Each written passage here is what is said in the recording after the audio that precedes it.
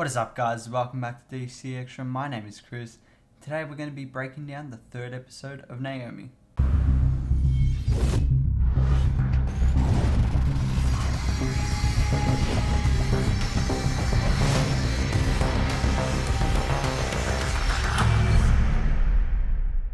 Before I start this video, I'd like to give a spoiler warning for the previous episodes and this third one. So this episode begins off with a recap from the last one, which I'm assuming most of them are going to do from this point forward. But after that recap, it goes on to a moment with Naomi's family. Her parents and herself have a conversation about college, how she's always wanted to go to this one college since she was about 8, I think it was later said, but since she was really young. However, from this conversation, you can kind of see that Naomi is kind of withdrawn from it a bit, knowing that she has powers and that maybe that what she's planned for her whole life isn't possible anymore. Then we skip to a scene of Zumbado in some sort of underground club, it looks like, with a woman named Akira. They seem to know each other, and it was mentioned that they knew each other 16 years ago, so for quite a long time. However, they aren't really friends. They seem to have some sort of issues between them. Also, it is revealed that both of them are not from Earth, which means they could possibly be from the same planet as Naomi is. Also, the disc that has been seen in previous episodes is now revealed to be some sort of tracker to find other people. And Zumbado also wants to use Naomi to complete some sort of plan. I don't know, he's a villain. Don't really know what he's planning. But Akira warns him to keep his distance, and this might be due to some sort of protection, but we'll get more to that later. Naomi then walks into a building where Dee and someone else can be seen training, and that is actually located under Dee's tattoo shop. And as seen in the previous episode, Dee is going to be training Naomi on how to use her powers and possibly just fight as well.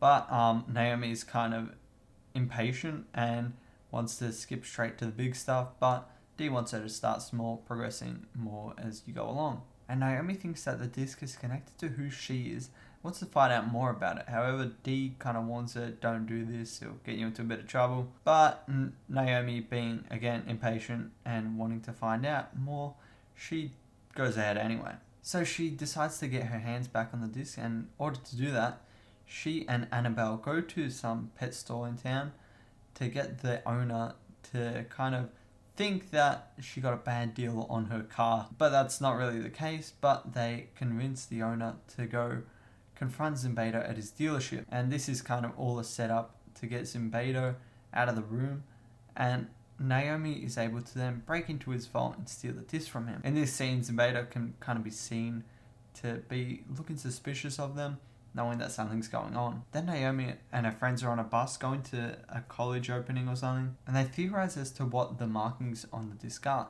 They think it's some sort of language, and more on that one later, because this episode dives into that a lot. So Naomi and her friends plan to sneak into the Geology department at the college in order to analyze the disc. But then we cut back to Zumbado, where he still has the disc, and it was hidden in some sort of compartment in his vault, which means the other one could be fake, which is later on confirmed, but we'll get to that later again. So Zumbado puts his disc on some sort of device, and it starts lighting up. And the analysis that Naomi and her friends run don't actually turn up any data, which they kind of find odd. And something that's even more odd is the disc completely vanishes after smoking up the entire Geology department. I also think that these two discs are somehow linked, and whatever Zumbado was doing with his one could have possibly set off the other one to vanish. And due to breaking into the Geology department, Naomi and her friends get caught and are in trouble for that. And Naomi's mother realizes that there is something wrong with Naomi, that she's been keeping something but doesn't really bring up what it is, but tells Naomi be home at 6, and yeah, she's kind of mad at her. After school, Naomi again goes to Dee's dojo, and after he realizes that something is off with Naomi, he tells Naomi that there is a friend he has that can help her figure out what the disc actually is. And this guy's name is Adam. So Naomi and Dee go to visit him, and it is then we learn that the disc is a form of encrypted communication, which means that the two discs earlier could have been linked indeed, like I theorized. Adam is also an alien who has some powers, and he's able to read energy off Naomi and realizes that the disc was not real, which is something I also said earlier. Looks like I'm on a bit of a roll here. But while Dee and Naomi are visiting Adam, they get attacked by the military. and it is later revealed that they are a special ops team.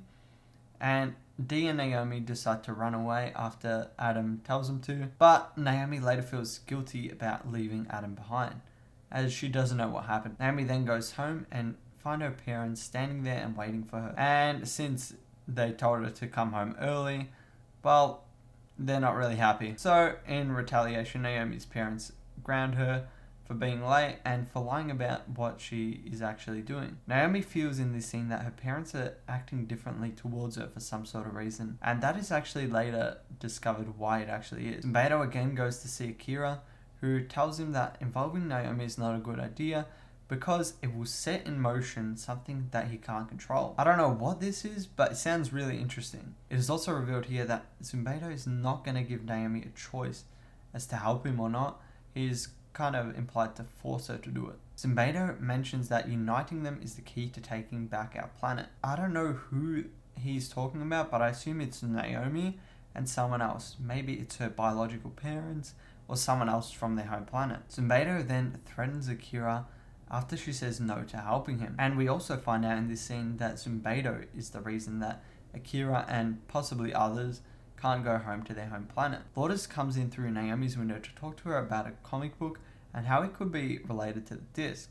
It's a Zatanna comic, so again, we're relating DC to this show, which is kind of weird considering it is a DC show based off the DC comics. Lourdes tells Naomi that her dad got hurt in an accident and that she had to drop out of school because of it, but she doesn't miss school because she still gets to see the people she likes, mainly being Naomi. Naomi is then seen linking the comic to Porto Suego, and that the fire that conceals some sort of artifact can be related to the fire that was lit above an underground bomb shelter. And she thinks that the translation key to the markings on the disc could be hidden there. Naomi sneaks out of the house to try find it and is greeted by Annabelle, and they both agree to go to this underground bomb shelter. Naomi does indeed end up finding the translation key, but is lodged under a rock, and she tries to use her powers to get it out, but makes the tunnel unstable. She ends up getting a glimpse of the translation key. She's able to make out what the disc actually says, which is the 29. I'm also going to go back in editing